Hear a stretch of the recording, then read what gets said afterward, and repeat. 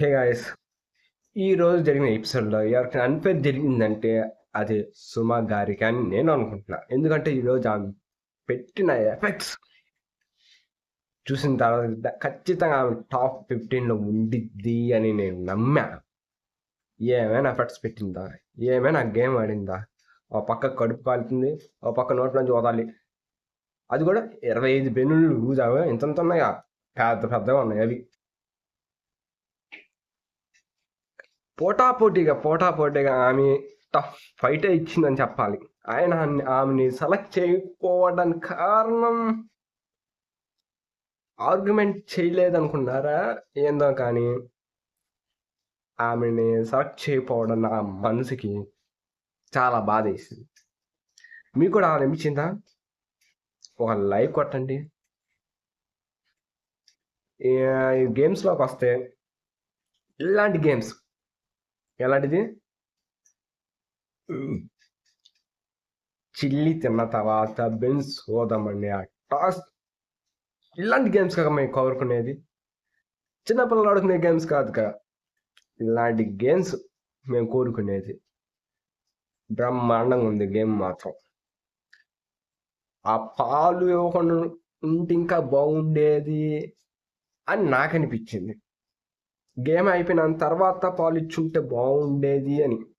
మరి మీకు ఏమనిపించిందో కామెంట్ సెక్షన్లో కామెంట్ చేయండి. తర్వాత రోహిత్ ఒక జడ్జెస్ అల్లాడిపోయారండి. రోహిత్ ఎలా గేమ్ ఆడతాడు, దాన్ని చూసి అతను ఎలా జడ్జ్ చేయాలి అని. పాపం రోహిత్ మొహమాటం పడుతున్నాడు గేమ్లు ఆడడానికి. మన జడ్జెస్ ఊరుకుంటారా? రోహిత్ అమ్మ ఇల్లు ఆడు అని ధైర్యం చెప్పాడు. చివరికి మన రోహిత్ ఆడాడు, దాంట్లో గెలిచాడు, టాప్ 15లో చోటు దక్కించుకున్నాడు. అజిత్ రోహిత్ మీద ఎక్కువ ఆశలు పెట్టుకున్నట్టు కనబడుతుంది. తర్వాత ఇంకో టాస్క్ వచ్చేసరికి మనకి ఐస్ వాటర్లో కరెక్ట్ 3 minutes దగ్గర ఎవరు ఉంటారు వాళ్ళని సెలెక్ట్ చేసి వాళ్ళు విన్నర్స్ అన్నారు. ఆ గేమ్ కూడా బాగానే ఉంది. నెలల్లో కూర్చోబెట్టి మైండ్ డిస్టర్బ్ చేయడానికి క్వశ్చన్స్ అని, పాటలు పాడమని, ఏబిసిని రివర్స్లో చెప్పమని, బాగుంది ఆ గేమ్, బాగుంది. నాకు తెలిసి ఈ 2 గేమ్సే బాగున్నాయి ఈరోజు ఎపిసోడ్లో. ఓటింగ్ అయితే మొదలైపోయింది నిన్న నైట్ నుండి. నేనైతే అమన్కైతే ఓటేసా, ఎందుకంటే ఈరోజు అతను పెట్టిన ఎఫెక్ట్స్ అని కాదు, గెలిచాడు కూడా.